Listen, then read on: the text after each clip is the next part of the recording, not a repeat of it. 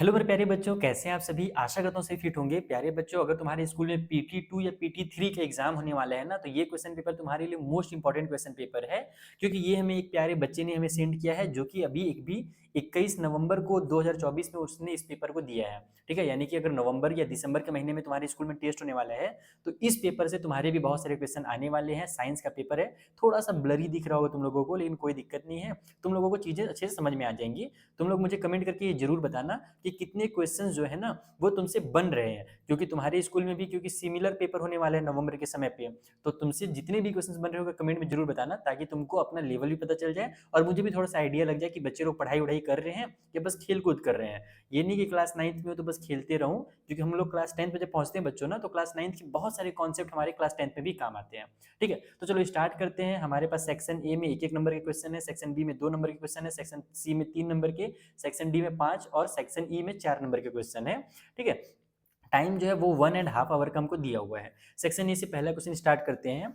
Which of the following is the SI unit of pressure. Pressure का SI unit कौन सा है? Pascal है, न्यूटन है, जूल है या फिर एआरजी करके लिखा हुआ है।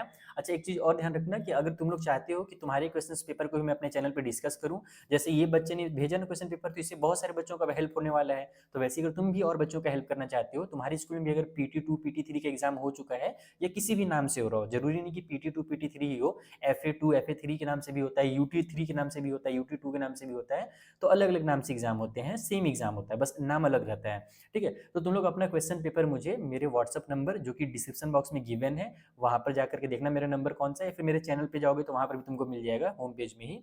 तो वहां से तुम लोग मुझे अपना व्हाट्सअप नंबर, मेरा व्हाट्सअप नंबर लेकर के व्हाट्सअप कर सकते हो अपने क्वेश्चन पेपर को। बस थोड़ा अच्छा फोटो खींचना, ताकि दूसरे बच्चों को दिक्कत ना हो। जैसे यहाँ पर थोड़ा सा ब्लरी फोटो है बच्चे का, ठीक है, या फिर तुम लोग PDF बना सकते हो तो PDF बना करके भेज देना, जैसे भी भेजना चाहो। चलो अगला क्वेश्चन देखते हैं। अगला क्वेश्चन है, which of the following is use to measure the density of the liquid. Liquid की डेंसिटी किससे नापी जाती है? लैक्टोमीटर से, ओडोमीटर से, हाइड्रोमीटर से या वोल्टमीटर से। देन थर्ड क्वेश्चन है, टाइप ऑफ एपिथियल टिश्यू, हाँ टिश्यू लिखा हुआ है, responsible for absorption in intestine. Squamous, cuboidal, columnar या फिर ग्लैंडुलर।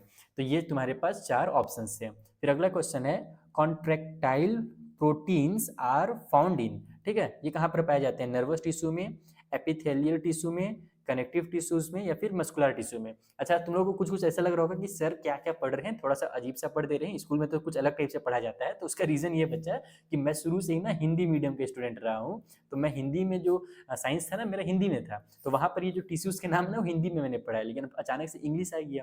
तो मैथ्स में तो दिक्कत नहीं होता है मुझे, मैथ्स में तो मैं बहुत तगड़ा पढ़ा देता हूँ तुम लोगों को, लेकिन साइंस के जो टर्म्स होते हैं थोड़ा सा गड़बड़ हो जाता है। इसका हिंदी अगर लिखा रहता है तो मैं ज़्यादा बेहतर इसको रीड कर पाता। तो कोई बात नहीं, तुमको मेन क्वेश्चन पेपर से फिलहाल मतलब होना चाहिए, क्वेश्चन पेपर से समझना है, बाकी वो सब चीज़ों पर ध्यान नहीं देना है।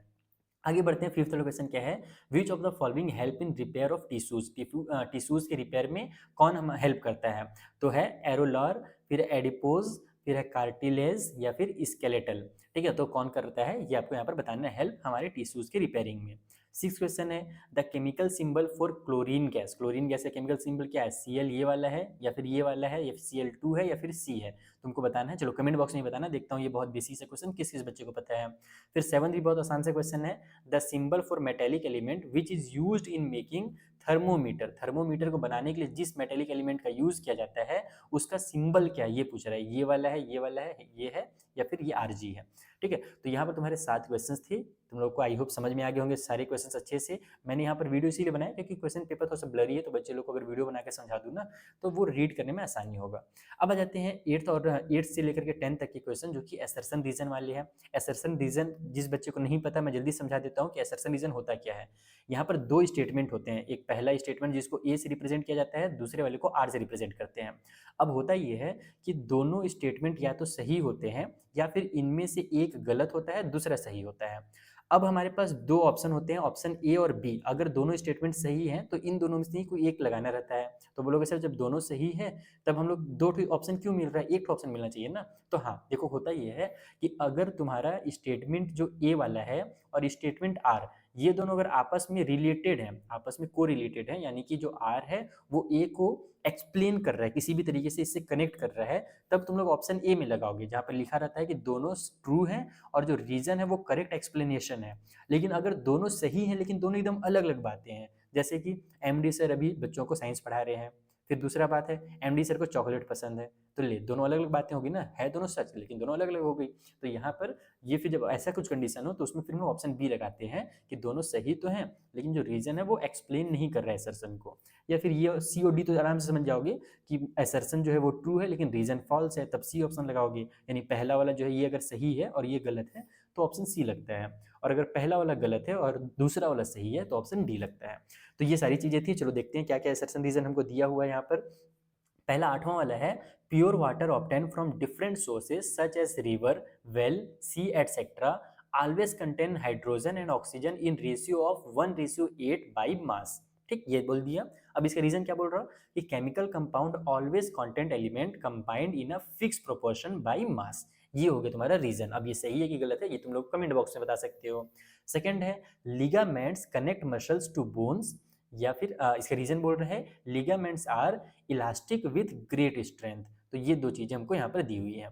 ठीक है, फिर 10वां है it is difficult to cut the vegetables by blunt knife, and second there इसका रीजन कि pressure is inversely proportional to area when force remain constant. तो इस तरीके से तुम्हारे पास 3 असर्शन रीजन के क्वेश्चंस थे। आई होप तुमको अच्छे समझ में आ गए होंगे।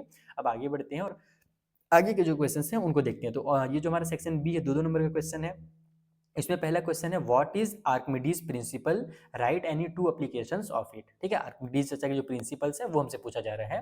फिर यहाँ पर अगला 12th नंबर में 2 क्वेश्चन है। पहला है define atomic mass unit, and second है what is atomic mass of chlorine and sodium. ठीक है, देन सेक्शन सी जो 3 नंबर के क्वेश्चन थे, वहां पर पहला जो क्वेश्चन है वो है मास ऑफ अ बॉडी। देखो ये एक न्यूमेरिकल क्वेश्चन है। Mass of a body is 600 gram, body का वजन दे दिया।